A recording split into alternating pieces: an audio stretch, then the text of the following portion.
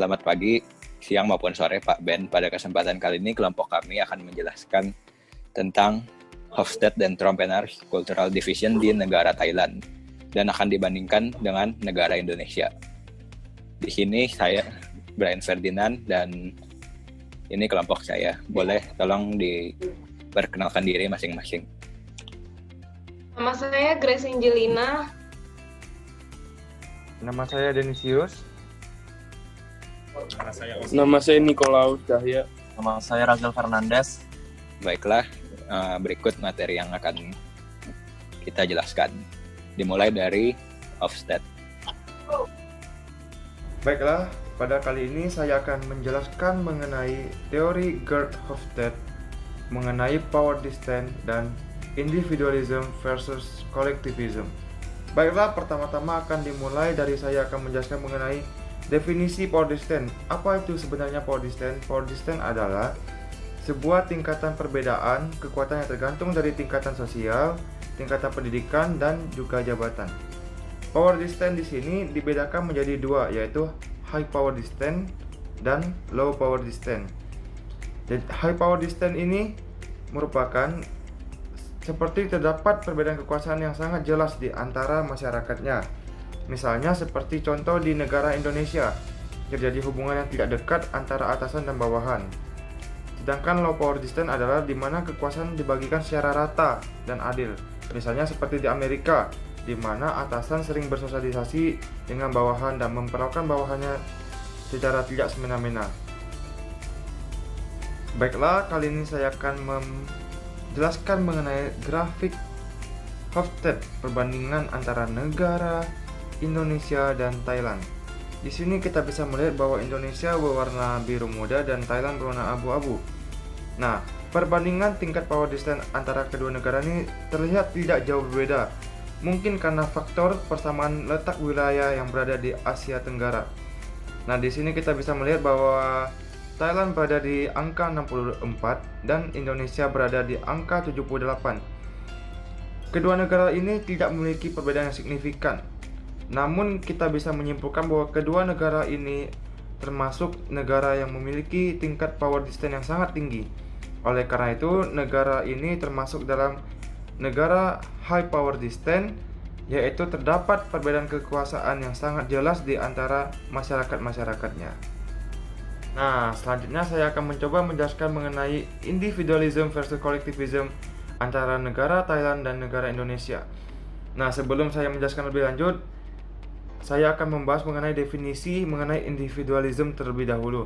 Individualism ini sering diartikan sebagai suatu kultur nasional di mana seseorang lebih suka bertindak sebagai individu atau perorangan daripada kelompok.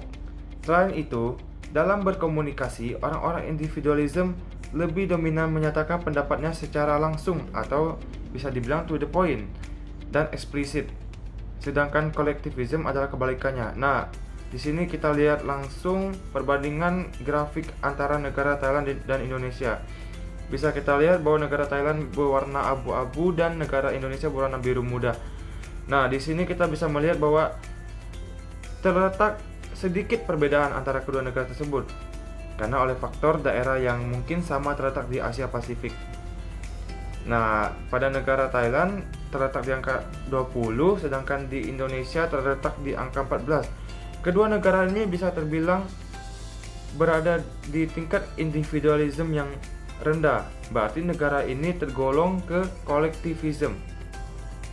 Nah, untuk collectivism ini maksudnya adalah bahwa seseorang merupakan anggota bagian dari suatu kelompok di mana kelompok itu akan melihat dirinya untuk loyalitas.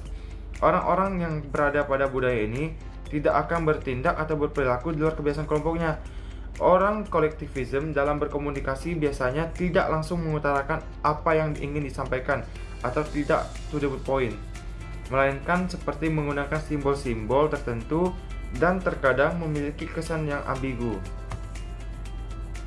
Nah, dapat disimpulkan dari kedua negara ini berarti masyarakatnya termasuk dalam golongan kolektivisme, yaitu lebih senang hidup berkelompok dan bermasyarakat. Terima kasih. Ya, selanjutnya merupakan perbandingan masculinity dan femininity. yang dimana Thailand sendiri memiliki skor perbandingan yaitu 34. Angka ini menunjukkan bahwa Thailand memasuki kategori femininity, yang dimana kategori femininity ini pada suatu negara sangat menekankan nilai-nilai budaya terhadap suatu hubungan dan moral hidup. Lalu dalam kehidupan sehari-hari, hal-hal akan kesopanan dan mengenai kepedulian antar sesama merupakan hal yang cukup penting dalam penilaian setiap individunya. Maka dari itu pada negara Thailand dapat disebut kalau jika kita tinggal di sana, kita harus memiliki nilai-nilai ini sehingga dapat dipandang dengan baik oleh penduduk di sana. Ya, kemudian argumency avoidance. Thailand sendiri memiliki nilai pada kategori ini di angka 64, yang dimana nilai tersebut menunjukkan arah menengah ke atas. Dengan demikian, Thailand dapat dikatakan sebagai negara yang cukup mementingkan hal emosional, yang dimana hal emosional ini dijaga dalam bermasyarakat sehingga menjaga terjadinya konflik atau kesalahpahaman antar sesama. Kemudian ketidakbiasaan akan hal-hal yang normal itu mereka selalu usahakan untuk tidak terjadi antar sesama mereka ataupun dengan orang lain, sehingga hal-hal yang tidak diinginkan dapat terminimalisir. Lalu kemudian mereka juga mementingkan hal-hal dalam perencanaan, yaitu secara bertahap, di mana mereka tidak langsung mengikuti suatu perubahan. Mereka itu akan mengamati perubahan tersebut, lalu menyesuaikan perubahan tersebut dan memastikan bahwa perubahan tersebut tidak merugikan mereka secara individu, kelompok ataupun negara. Dan mereka sangat mementingkan hal-hal menyangkut akan seperti hukum, peraturan, dan juga beberapa kebijakan-kebijakan yang telah diberikan oleh pemerintahan. Pada poin kali ini, kita akan membahas tentang time horizon, yaitu long term orientation atau short term orientation. Long term orientation yaitu negara-negara yang bersedia menunda kesuksesan materi, sosial jangka pendek, bahkan kepuasan emosional jangka pendek untuk mempersiapkan kepada masa depan.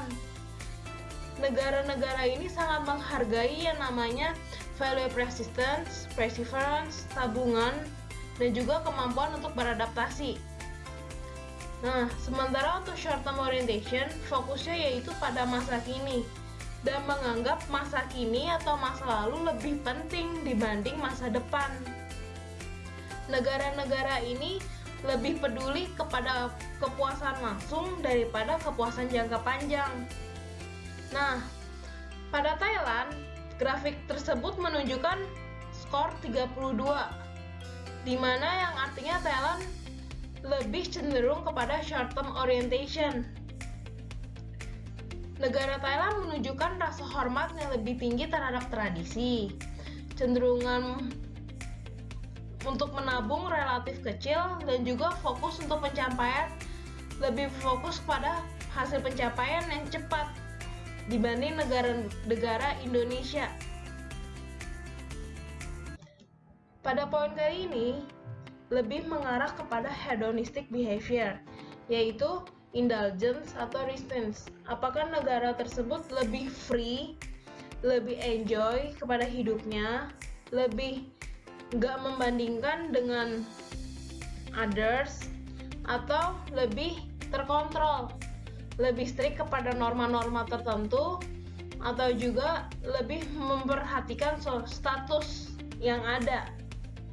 Nah, pada grafik tersebut, Thailand menunjukkan angka 45, di mana hampir adanya keseimbangan antara terikat dan bebas. Di sini saya akan menjelaskan tentang Trompenaars Cultural Division. Trompenaars Cultural Division antara negara Thailand dan Indonesia tidak terlalu berbeda. Mungkin disebabkan karena kedua negara berada di Asia Tenggara sehingga menyebabkan kultur antara kedua negara memiliki kemiripan. Saya akan menjelaskan tentang universalism dan partikularisme. Universalism sendiri men-treat semua hal sama sesuai dengan peraturan yang sudah ditetapkan. Pada kultur universalism sangat menjunjung tinggi peraturan yang sudah ditetapkan sehingga tidak mungkin untuk melanggarnya meskipun ada hubungan yang spesial antara satu dengan yang lainnya. Sedangkan pada partikularism, hubungan dengan sesama akan lebih penting dibandingkan peraturan-peraturan yang sudah ditetapkan. Pada partikularism sendiri, melanggar peraturan sering terjadi karena mengutamakan hubungan antar sesama. Pada negara Thailand dan Indonesia, keduanya sama-sama menganut kultur partikularism. Di Indonesia sendiri sering terjadi pelanggaran peraturan karena mengutamakan hubungan dengan sesama, dan begitu juga terjadi di negara Thailand. Kemudian saya akan menjelaskan tentang individualism dan komunitaria. Individualism sendiri berarti apa yang kita lakukan merupakan hasil dari apa yang kita lakukan secara pribadi dan tidak bergantung pada orang lain. Dengan kata lain, kultur individualism memiliki tanggung jawab atas dirinya sendiri dan berusaha semaksimal mungkin atas dirinya sendiri. Decision making yang dilakukan pada individualistik sesuai dengan kata sendiri, yaitu dari kata individu, yaitu dilakukan oleh satu orang saja. Sedangkan dengan komunitaria, kultur komunitaria percaya bahwa kualitas hidup seseorang akan lebih baik apabila saling bergantung pada sesama. Decision making pada komunitaria akan memakan waktu lebih lama karena bersifat musyawarah.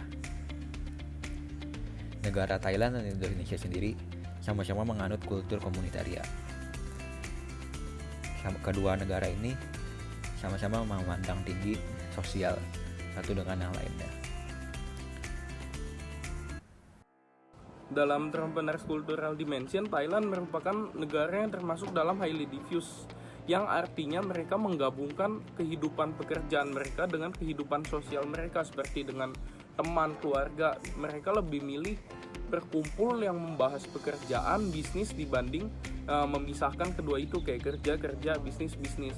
Yang selanjutnya, Thailand termasuk dalam negara yang emosional, bukan netral, karena mereka lebih sulit mengontrol emosi mereka, kayak lebih temperamental lah. Beda dengan negara-negara lainnya seperti kayak Korea Selatan, Jepang, Korea Utara.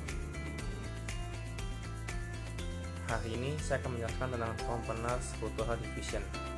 Menurut saya, negara Indonesia dan negara Thailand ini tidak jauh berbeda budayanya, dikarenakan sama-sama berada di Asia Tenggara.